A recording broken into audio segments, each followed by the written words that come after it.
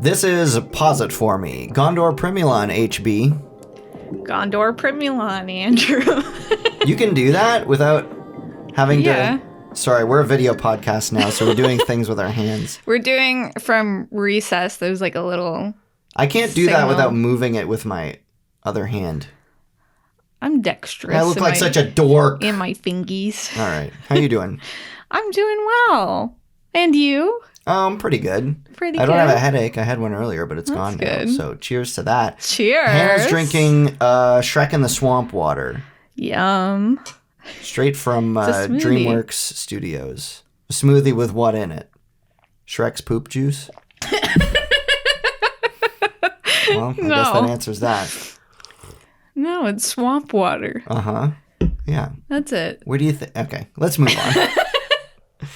I've been listening to a lot of another podcast, a morning podcast that I think you've heard me listening Yes. to. And it made me realize something. I love 15 to 20 minute podcasts. Those are pretty rare these days. I don't know what your ideal podcast length is, but I find with the hour-long podcast, which we've done in the past, I'm usually listening to them in chunks, which is fine. Me too. But the times when I find myself listening to podcasts, it's usually during my morning routine, which is about 15 minutes, during my commute to work, which is about 15 minutes, doing the dishes, about 15 minutes. So I've really been enjoying daily episodes of this shorter podcast that's like, here we go, talk for a bit, da-da-da-da, and then we're done, as opposed to like feeling like I'm chipping away at a podcast episode over multiple days. What are your thoughts? Both can be good. Some of the shows I listen to have mini episodes where they put out like one of those per week, and then they have a longer, more drawn out episode. Yeah. Yeah. I think for something like a morning show, it makes sense to be snappy and to the point, but I listen to a lot of true crime stories, so maybe you want more details drawn out about that. I don't know. Yeah. It's a difficult balance for us. I'm going to push your microphone closer to you because you got a tiny little voice there. There, I don't know what you're talking about. that's good. It's been a difficult balance for us because I'm trying to figure out like what the perfect length is for us. We've gone from like 45 minutes to an hour, back down to 30. And sometimes I don't have 30 minutes of stuff to talk about when it comes to a movie. So, Well, sometimes you think you don't, and then those are our longest episodes. yeah. I don't like having to artificially inflate an episode, but Sure. finding stuff to talk about. Like if we only have 15 minutes of things to say, I think it should just be 15 minutes. What do you think? Absolutely. Agreed? Yeah. Okay. Whatever length it needs to be. Well, we watched Death on the Nile, Woo! which Hannah was really excited about because she had read the book just before Yes. watching. And she's been reading some Agatha Christie lately, and she wants to read more in the future. I should just let you talk instead of speaking for you this whole podcast. Why don't you talk about it? Hannah's going I to think talk you about some summed it things up. now. Yeah, I think you summed it up perfectly. As some people may know, I'm a huge mystery lover. I love true crime. I love mystery novels, movies, TV shows. And of course, Agatha Christie is the queen of mystery. She's written a lot of very famous mystery novels, including Death on the Nile. And I purposely read it because it had a film adaptation. And I'm thinking because there's 30 Hercule Poirot books, and he's kind of... Hercule Poirot. Yeah, he's a Belgian detective. And he's kind of like the Sherlock Holmes of Agatha Christie's canon. So I was like, okay, well, maybe I'll read 30 eventually, but which ones should I tackle first? And I was like, okay, I'll tackle Murder on the Orient Express. That's a famous one. Has famous movies.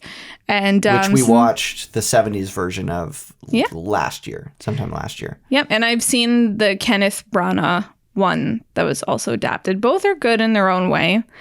I think what movie audiences can't get behind as much is really talky murder mysteries. You know what I mean? Where it's like mostly just sitting around interrogation And you would consider this that?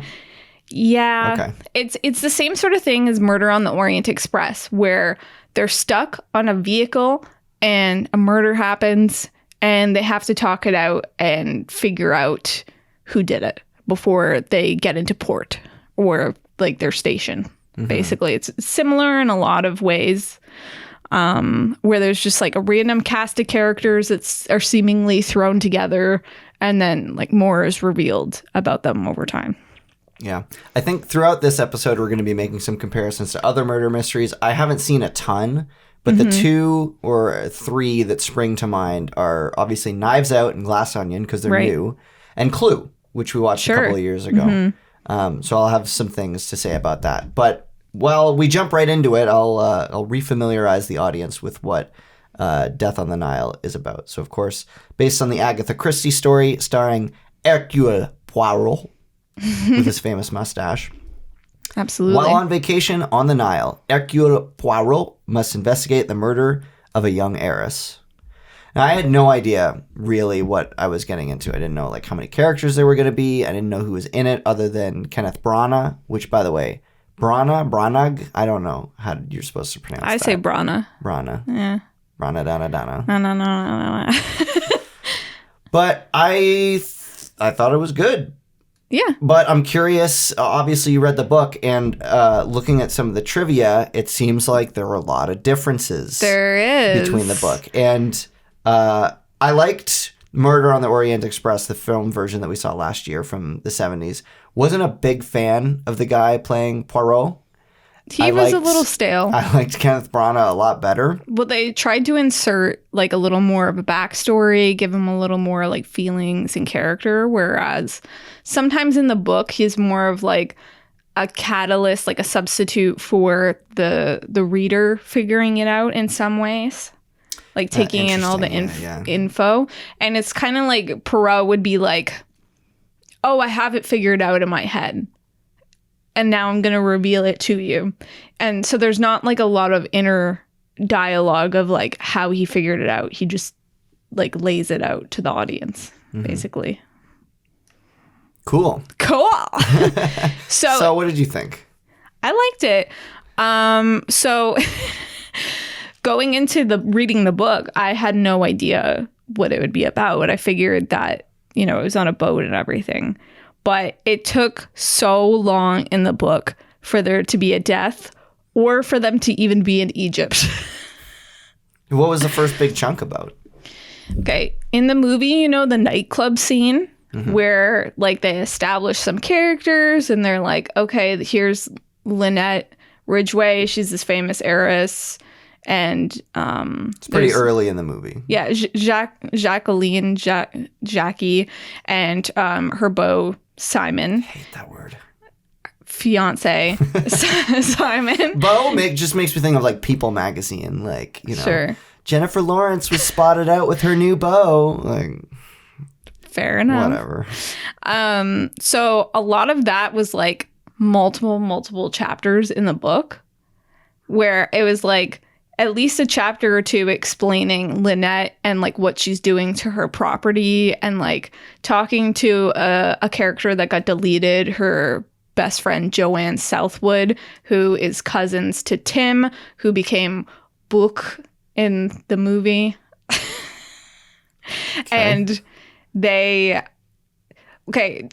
did you find out what the differences were? No, I wanted you to tell me. Okay. I have them written down, like screenshotted, so I can read them out. But if you had to guess, like any storylines that got deleted or like things that weren't included or changed, what would you guess from the book to you're asking me to guess at a random storyline that I don't know about that would have been deleted between the jump from book to movie?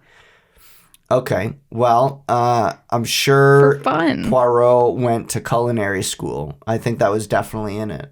There was probably about 6 or 7 chapters devoted to Poirot's adventures in culinary school. That would have been really fascinating. I really wish that was the case. Maybe they'd describe Poirot growing his mustache in detail, like millimeter by millimeter, and how it makes him feel with each growing millimeter. Is that what we're getting at here, or am I off base? That's pretty close. Okay. Surprisingly, the opening scene of him, maybe it's canon to one of the other books, but it's not in the book.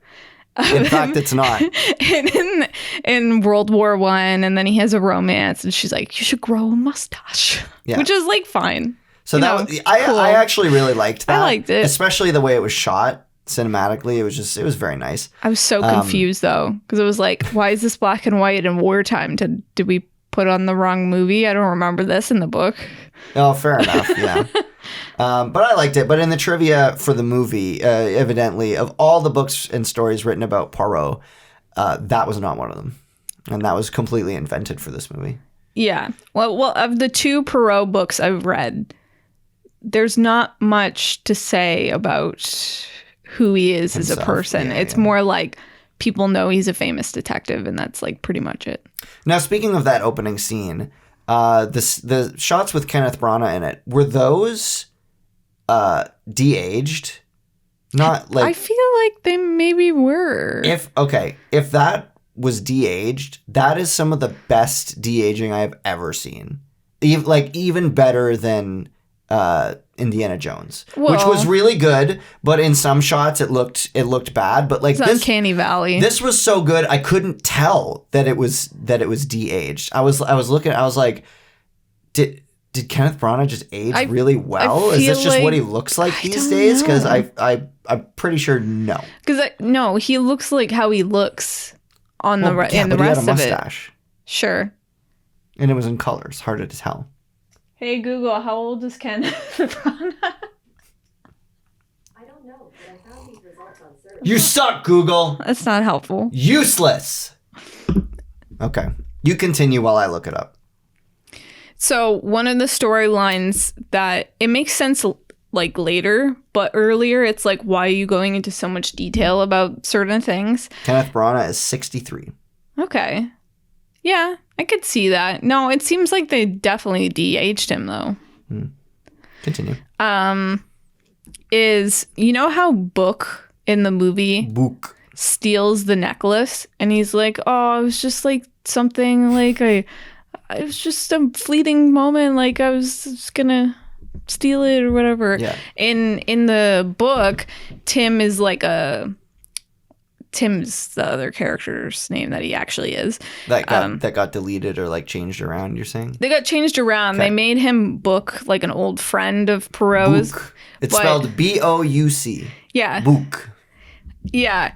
But Tim in reality didn't like Poirot. In reality? And in the canon, Based on a true story. in the canon, it's my true story.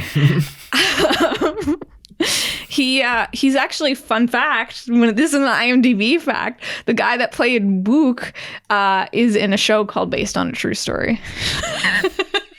Is it any good? Yeah. A recommendation by Hannah. It's about people starting a true crime podcast with a real life killer. Oh, he's also in Murder on the Orient Express. That I don't remember. Yeah, it says it right there. That would make a lot of sense, actually, because they're clearly shared history when he sees him at the beginning of this movie, and it's supposed to be like a really sad moment when he, spoiler alert, I mean, you have to assume we're going to talk about spoilers in a murder mystery review, but when he dies, it's like presented as a really sad moment, and I was almost thought to myself, was I supposed to have known this character like already, Right. like according to the books or something? But Well, in fact, he was in the other one. I saw the movie and but I saw it like 5 years ago or however long ago. So I didn't remember him being in there. I was like, oh, in my head, like the whole time, I'm like, this guy's Tim, because yeah. Okay. So in reality, Tim Wait was a minute. jewel Okay. thief. So what would have been the equivalent character for him in Murder on the Orient Express? He must have been like a carryover character from the Murder on the Orient Express. But you read that, right? Yeah. You don't remember his character being in that? I don't remember a lot of the characters' names. I mostly just remember me neither. the beats.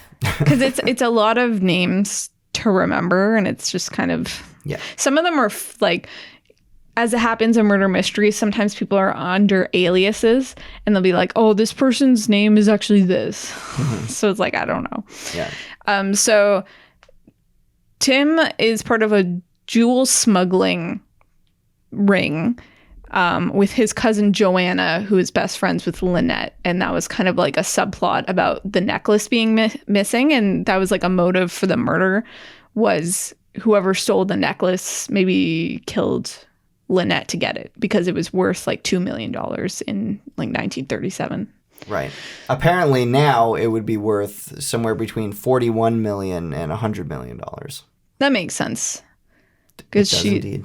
she's like supposed to be this like extremely wealthy heiress. So a lot of the motives revolved around money, but I feel like they didn't really go into enough details in the movie about that. Yeah.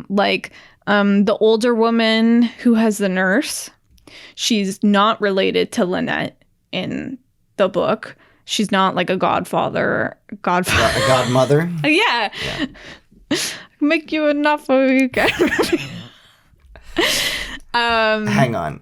Can we please do a reenactment of a scene from The Godfather with you as Don Vito Corleone?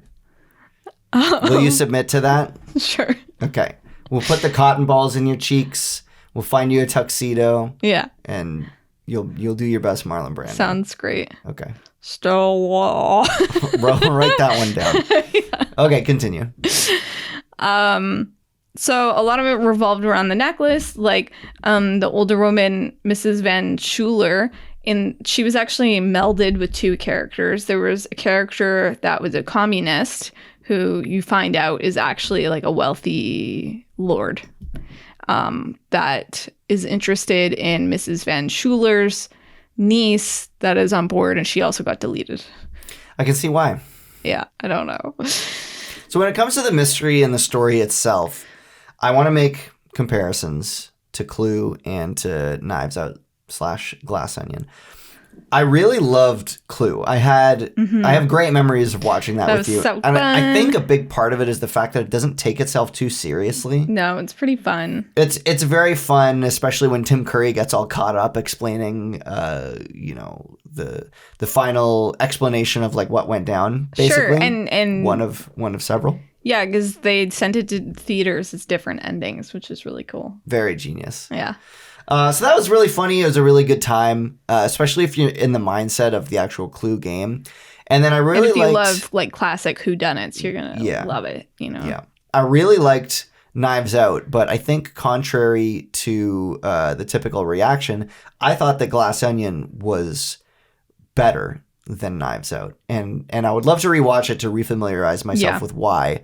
But I can articulate why to me. 'Kay. Well, they kind of do it in both. So spoilers for both is they kind of do like a fake out. Well, not as much in the second one, but definitely in the first one. They do sort of a fake out that I find cheap, where it's like, oh, it's definitely this character. And then we're like, why are we still watching the movie? Okay, I guess something else is happening. So it's hard for you to buy into it. And then you realize it's like a mistake and stuff. I feel like the ending wasn't as fulfilling to me as I wanted it to be, but I see for a lot Knives of Out or Glass Onion or both. for Knives Out. Okay, yeah. For Glass Onion, I kind of Are you okay? I hate that Detective Blanc was like, oh, like the motive for this character is being stupid. You didn't like that? Not really. Well- like usually like villains are really smart and that's why they plan stuff out. But him saying like, oh, he just kind of stumbled into like all these different things. It's kind of like, Well, I like that aspect about it. My main thought was I felt like Knives Out was a bit too big for its britches. I felt Okay. like it was trying to be too clever. Spoilers Sure. spoilers for Knives Out. Basically, the way that the murder happens in that is that Hugh, what's his? Mungus. No. Oh, I don't remember his character's nickname, but Chris Evans' character wants to frame Ana de Armas's character for Yeah. murder.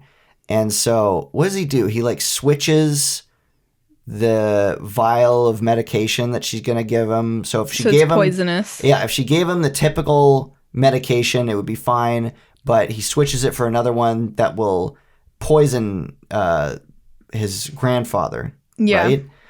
But then it turns out that because she's such a good nurse, she felt the weight of the two medications, and by instinct actually gave him the correct one, even though based on the label, it was the incorrect one. And so she realized the mistake and thought she had killed him. And then he would, like, you see where I'm going? Like, it's already way too But complicated. you find this out closer to the end, and you're like, that it's kind of like it feels cheap. It's a reveal that it's like, oh, she actually didn't do it. And it's like, okay. Like who cares?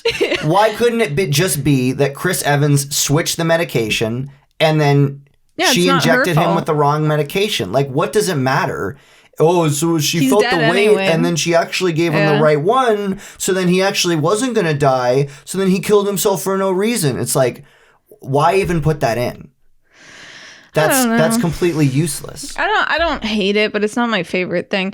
I do sort of like the vibe of, oh, he was like a mystery That was thriller cool. Yeah. author. Oh, I liked a lot Had of like vibes a out, cool definitely. house. I love those motifs, and I liked in Glass Onion that it was purposely supposed to be like an elaborate, like whodunit sort of theme. I like leaning into that. I find that to be fun. Right. And there was some elements in Death in the Nile that reminded me of Glass Onion. How like someone was like gathering everyone into one area, and they were like trying to figure out like what was done, and like, you know, it was like mostly rich socialite kind of people and stuff. To me, I felt like they were drawing inspiration from Definitely. stuff like that in Agatha Christie. Definitely. And just to close the loop, the reason why I liked Glass Onion more was I actually felt that it was a good thing that they kind of dumbed it down. They weren't trying to be too big for their britches or Not too clever, yeah. They were actively trying to show like that the mastermind behind this wasn't a mastermind at all. He was just kind of a doofus.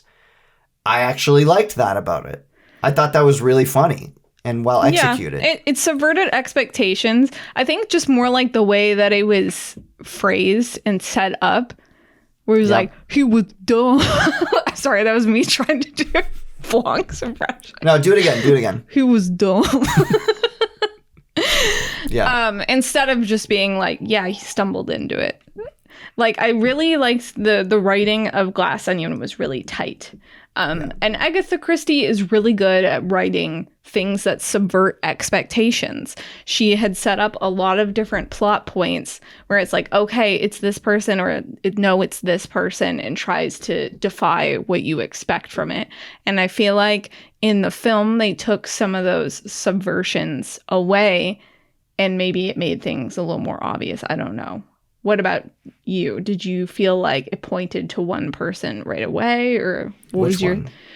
what was your thoughts while watching Death on the Nile? Who do you think was originally going to die? Because the thing about Death on the Nile is it's kind of a slow burn. Like, it takes a while for there to even be a death, especially in the book. It takes like maybe over halfway through the book before a death even happens.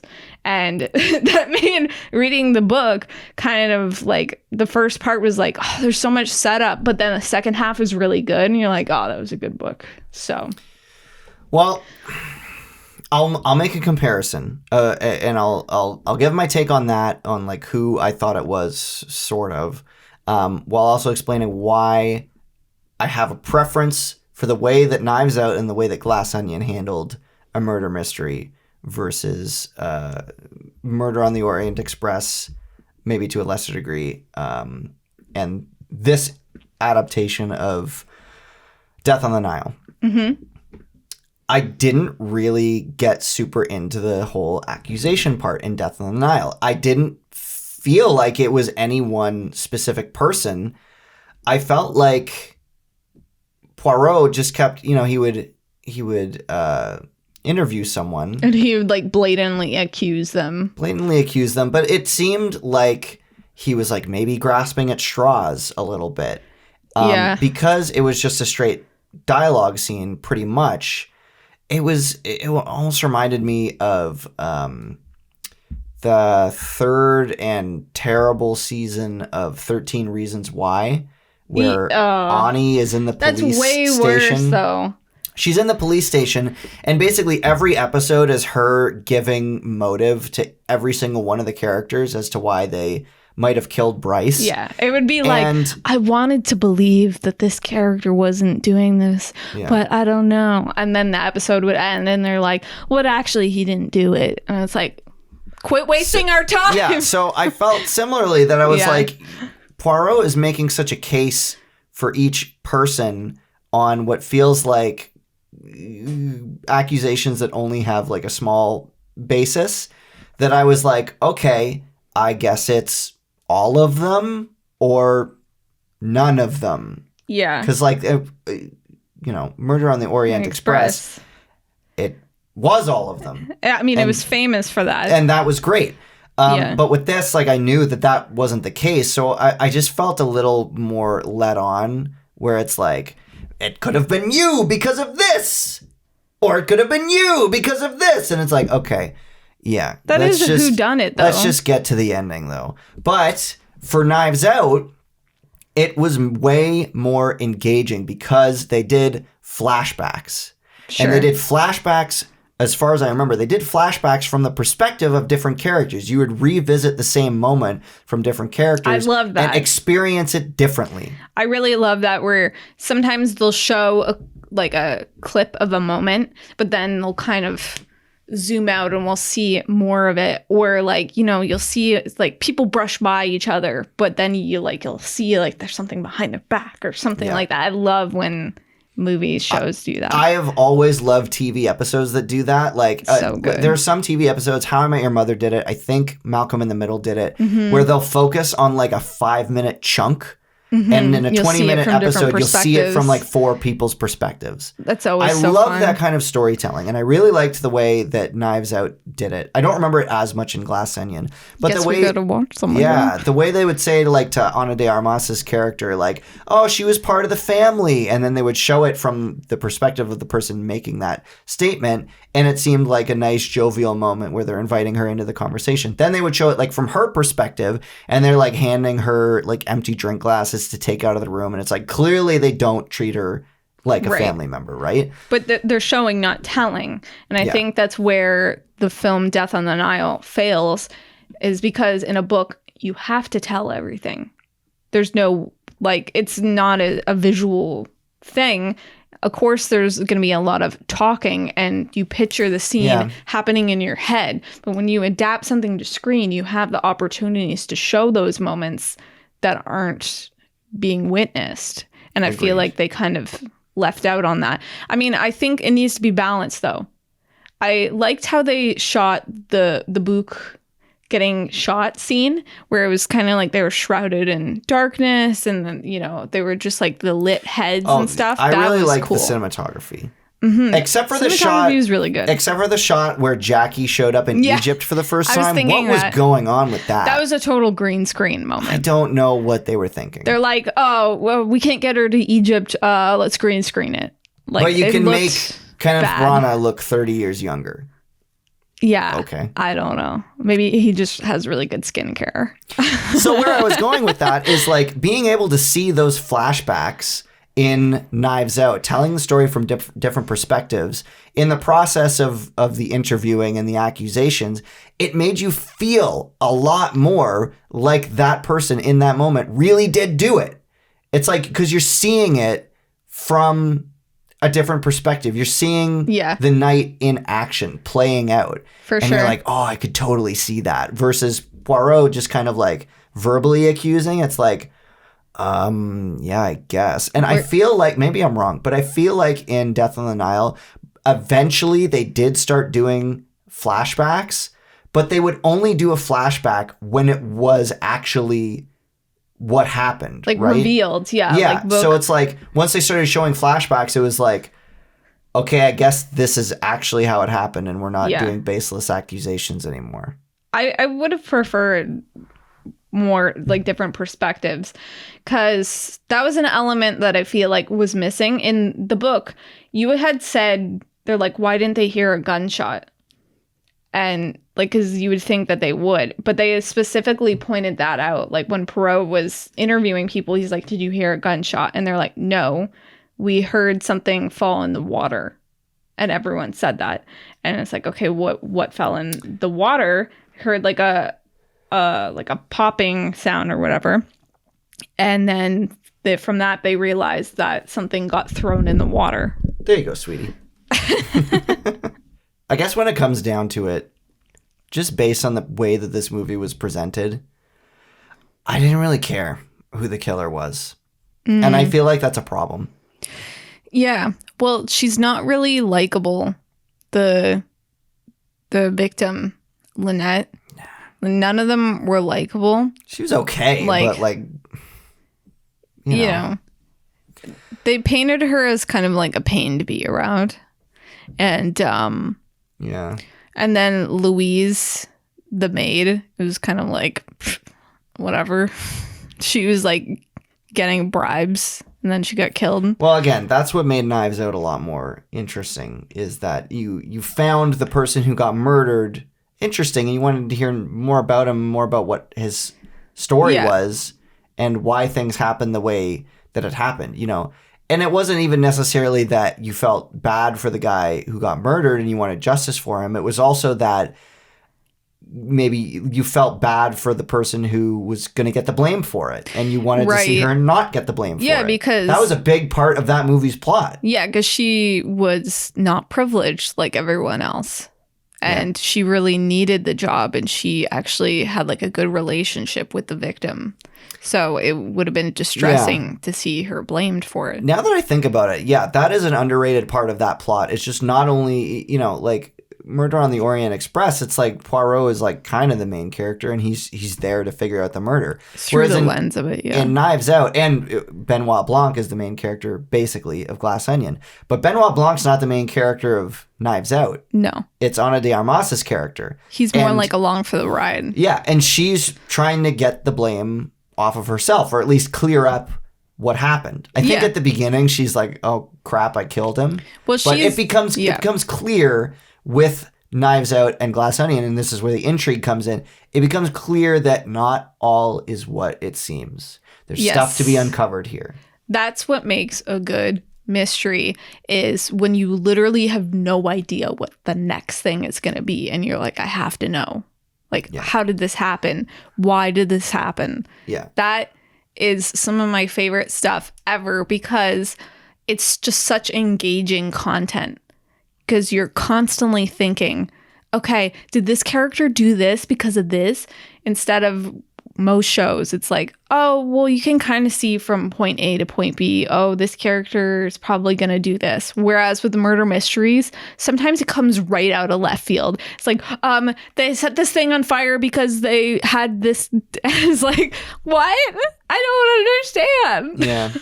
I feel like, and I do want to rewatch Glass Onion to Yeah. reevaluate this, but I feel like with a murder mystery, there needs to be a reason to care. Yeah. There needs to be stakes. The stakes For sure. in Knives Out is that you want to know if Ana de Armas's character is going to get the blame for it or not, and you want to uncover the mystery of like what happened.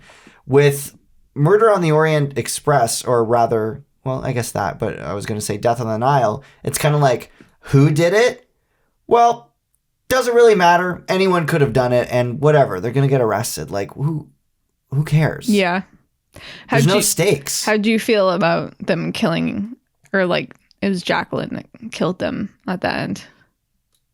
Oh, with the double suicide? It was a lot more interesting than just like, oh, getting arrested. I suppose, but it's kind of like the cheap way out. Like, oh, Well, for them, yeah, but well, like, yeah. I guess that was preferable. So it was a bit different in the book, and I actually like how it was in the book better. Okay. So they were leaving the ship, and Jacqueline has this long conversation with Poirot, being like, "This is why I did it. You know, this reason, this reason," and then like Simon is getting carried out on a stretcher. She just straight up shoots him, and then like shoots herself. Oh. That's way more interesting to me. Yeah, I guess Just so. like out of the blue, she's like, all right, bye, Poirot. Cool. Instead of them like hugging and then just like, Yeah. Yeah. But I did like the way that they filmed it. They did like an ultra close up of like his chest, and then you see blood pooling like out through the shirt Yeah. from the other side, and it was like a split-second shot. I was very inspired by that. That was cool. I really love the lighting. The scene where it's like sort of the final accusation in the movie where Perot is like holding up a gun and it like pans across his face and, you know, the different people on the boat. It was just so intriguing. It definitely amped up the stakes a little bit more. Whereas in the book, it's a little more like Perot's like, come on, I know you did it. And Jackie's like, yeah, I did it. Well, I would give it, I can't quite give it an 8 out of 10. I think I would Yeah. give it a strong 7. What about you? I think that's fair. It's certainly not the best whodunit all around, but I think the film adaptation sung in some ways because it condensed a lot of the pointless introductory stuff that took up like half of the book. And in some ways, it maybe failed by not making it more compellingly interesting by showing visual motives instead of just making blatant accusations. So I think 7 is pretty fair. I'm so glad that they're making more whodunits like Rian Johnson and Kenneth Branagh, that they're doing this. And I really want to see even more of this. And I'm really happy to see newer shows like Murder and Other Details and Bodies and like shows like that popping up that are sort of bringing a resurgence to the genre, because this is one of my favorite genres of all time. It makes me so happy. Is only Murders in the Building like that, or is it a different? It's a whodunit. Yeah. It's pretty popular. I would recommend Death on the Nile. If you saw Knives Out and Glass Onion and you liked them, I would recommend it. It's not going to be as good. Full disclosure. I think you have to be a murder mystery lover, and if you love like period piece, vintage clothing, that kind of thing, then it's like, oh, so great, like a 1930s cruise, ooh, or whatever. So for someone like me that's like a nerd about stuff like that, it's like, oh yes, I love it. But for other people that like just, you know, baseline like mystery, they might like it, they might not. Right on. Yeah. All right. That's about it. That's it. See you in the next one. See ya.